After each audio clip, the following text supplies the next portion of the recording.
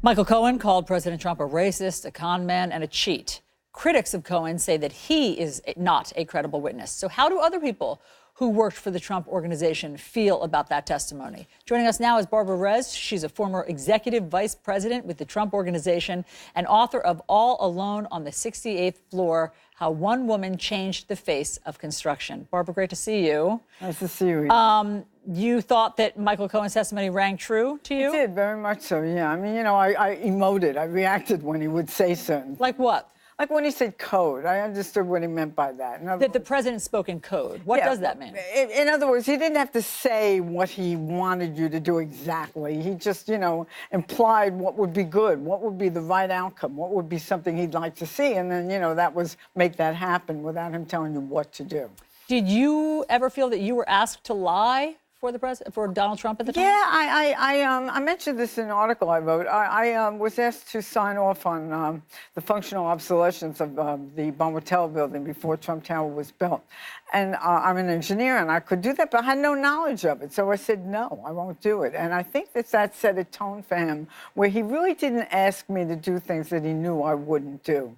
Why do you think that people, or if you believe the people around Donald Trump were willing to lie for him, as Michael Cohen was? Why was that?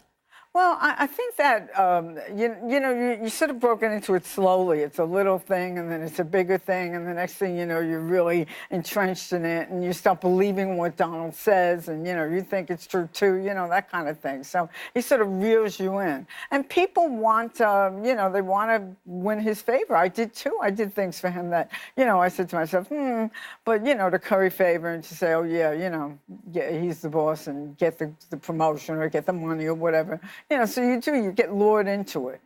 And so when Michael Cohen testified to all of these various crimes, I mean, the paying off of the porn star, the defrauding of a charity, the insurance fraud, the tax fraud, could any of that have happened without Donald Trump knowing about it? I can't imagine anything happening of any import at all at the Trump organization, which is what we called it, without him knowing about it.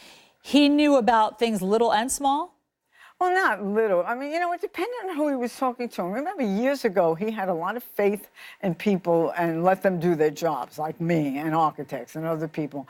I see him doing less and less of that now. People tell him what to do, and he does just the opposite. So my inclination is to say he probably gets into the little things, too, at this point. But anything major back then, and something like the Trump Tower meeting with the Russians, that was major, major. He would know about that, absolutely. Why do you think it is that you are one of the only people from the Trump organization that will speak out about what your experience is? Why don't more people, past and present, speak about this? Well, I think present people were all under non-disclosure agreements. And you didn't have to sign it? No, I didn't. The only people back when I was working for him, if you were fired, you know, you'd get severance pay, and in return for that, you'd promise not to disparage. I was never fired, so I didn't, you know.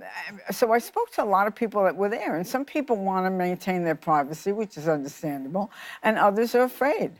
I thought maybe I was going to help with the contribution to win the election for the Democrats back when, and I thought I was doing my part, to be honest with you.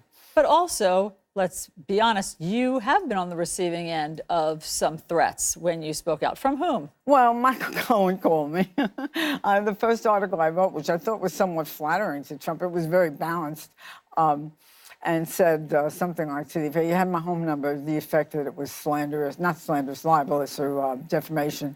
And, you know, it was sort of going in that direction. I said, Michael, I have people here. I really can't discuss this now, but I will call you back. Give me your number. And I just never called him back, and that was the end of it.